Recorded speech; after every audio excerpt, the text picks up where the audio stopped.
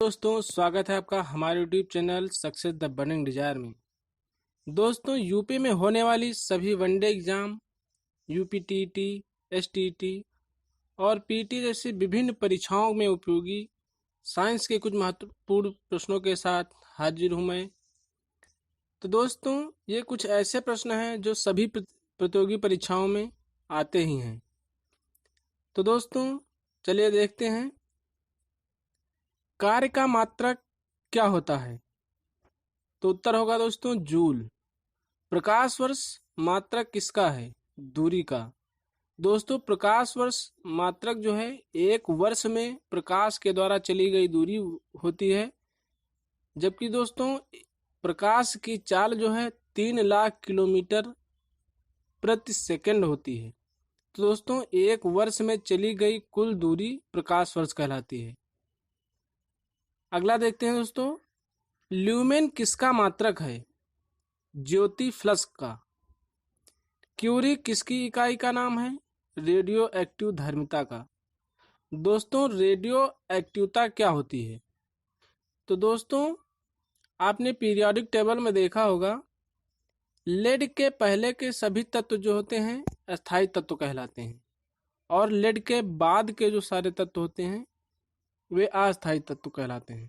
अस्थायी तत्व वे तत्व होते हैं जो स्थायित्व को प्राप्त करने के लिए अपने अंदर से अल्फा पार्टिकल, बीटा पार्टिकल और गामा रेज का उत्सर्जन करते रहते हैं, जिससे वे स्थायित्व को प्राप्त हो सकें। तो इसे रेडियो एक्टिवता कहते हैं। तो चलिए दोस्तों, आगे चलते हैं। पदार्थ के संवेग और वेग के अनुपात से कौन सी भौतिक राशि प्राप्त की जाती है? तो दोस्तों, द्रव्यमान। जल में तैरना न्यूटन की गति के किस नियम के कारण संभव है? तृतीय नियम के कारण। रॉकेट की कार्य प्रणाली किस सिद्धांत पर आधारित होती है? तो संवेग संरक्षण के सिद्धांत पर आधारित होती है। अश्व यदि एकाएक चलना प्रारंभ कर दे तो अश्वारोही के गिरने की आशंका का कारण क्या हो सकता है? तो दोस्तों, विश्राम जड़त्व। कालीन की सफाई के लिए यदि उसे छड़ी से पीटा जाए तो उसमें कौन सा नियम लागू होता है? तो दोस्तों, इसमें नियम लागू होता है गति का पहला नियम। गति का पहला नियम क्या है? F=ma। मतलब यदि कोई वस्तु स्थिर है तो वह स्थिर ही रहेगी, और यदि कोई वस्तु गति में है तो वह गतिज ही रहेगी जब तक उस पर कोई बल न लगाया जाए। तो दोस्तों, अगला चलते हैं। समुद्र में प्लवन करते आइसबर्ग का कितना भाग समुद्र की सतह से ऊपर दिखाई देता है? तो 1/10 भाग। प्रकाश वोल्टीय सेल के प्रयोग से सौर ऊर्जा का रूपांतरण करने के किसका उत्पादन होता है? प्रकाशीय ऊर्जा का। स्वचालित वाहनों में द्रव चालित ब्रेकों का इस्तेमाल वस्तुतः किस नियम का सीधा अनुप्रयोग है? पास्कल का नियम। जब दूध को प्रबल ढंग से मथा जाता है तो उसमें से क्रीम किस कारण से अलग हो जाती है? अपकेंद्रीय बल के कारण। जेट इंजन संरक्षण के सिद्धांत पर कार्य करता है? रैखिक संवेग के संरक्षण के सिद्धांत पर।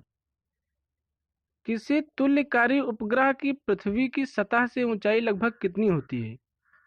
36,000 किलोमीटर।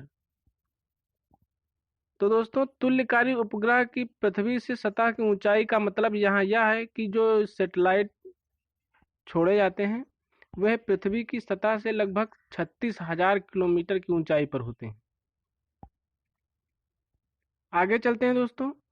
पृथ्वी के गुरुत्वाकर्षण का कितना भाग चंद्रमा के गुरुत्वाकर्षण के सबसे नजदीक है? 1/6 भाग। मतलब यदि कोई व्यक्ति यहाँ पर 60 किलो का है तो चंद्रमा पर उसका वजन 10 किलो होगा। आगे चलते हैं दोस्तों। वर्षा की बूंद का आकार गोलाकार किस कारण से हो जाता है? तो दोस्तों, पृष्ठ तनाव के कारण।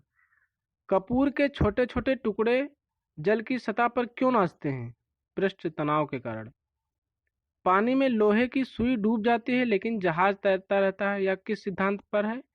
आर्किमिडीज का सिद्धांत। आर्किमिडीज का नियम किससे संबंधित है? प्लवन के नियम से।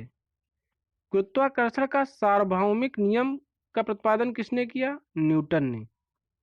कौन सा 1 kg द्रव्यमान के पिंड पर कार्यशील पृथ्वी के गुरुत्व का सही मान है? 9.8 न्यूटन। तो दोस्तों इसको आसानी के लिए 10 या 10 न्यूटन भी ले सकते हैं। अगला दोस्तों, 1 हार्स पावर कितने वाट के बराबर होता है? 746 वाट। लोहे की सुई पानी की सतह पर किस कारण तैरती रहती है? पृष्ठ तनाव के कारण। एक गेंद को क्षैतिज से कितने कोण पर फेंके कि यह अधिकतम क्षैतिज दूरी तय करे? 45 डिग्री पर। किसने न्यूटन से पूर्व ही बता दिया था कि सभी वस्तुएं पृथ्वी की ओर गुरुत्वाकर्षित होती हैं? ब्रह्मगुप्त ने। क्रिकेट की गेंद को किस कोण से मारा जाना चाहिए ताकि वह अधिकतम दूरी जा सके? 45 डिग्री कोण पर। तो दोस्तों खेल में भी देखा होगा आपने, जैसे जेवलिन थ्रो है तो उसमें भी कोण का ध्यान रखा जाता है कि 45 डिग्री पर अगर फेंका जाएगा तब वह सबसे अधिक दूरी तय करेगी। जेवलिन थ्रो, भाला फेंक या दोस्तों डिस्क थ्रो आपने सुना होगा, इसमें भी कोण का ध्यान रखा जाता है। ऊष्मा एक प्रकार की ऊर्जा है जिसे कार्य में बदला जा सकता है। इसका प्रत्यक्ष प्रमाण सबसे पहले किसने दिया? रमफोर्ड ने। किस वैज्ञानिक ने सर्वप्रथम बर्फ के 2 टुकड़ों को आपस में घिसकर पिघला दिया? डेवी ने। वाष्प इंजन में उबलते हुए जल का तापमान किस कारण से उच्च हो सकता है? बॉयलर के अंदर उच्च दाब होता है। ताप युग्म तापमापी थर्मोकपल थर्मोमीटर किस सिद्धांत पर आधारित है? सीबेक के प्रभाव पर। पूर्ण विकिरण तापमापी टोटल रेडिएशन पायरोमीटर किस सिद्धांत पर आधारित है? स्टीफन के नियम पर। दूर की वस्तुओं जैसे सूर्य आदि का ताप किस तापमापी के द्वारा मापा जाता है? पूर्ण विकिरण उत्तापमापी के द्वारा। आइए दोस्तों आगे देखते हैं। कितना तापमान होने पर पाठ्यांक और डिग्री सेल्सियस और फ़ारेनहाइट तापमापियों में एक ही होंगी?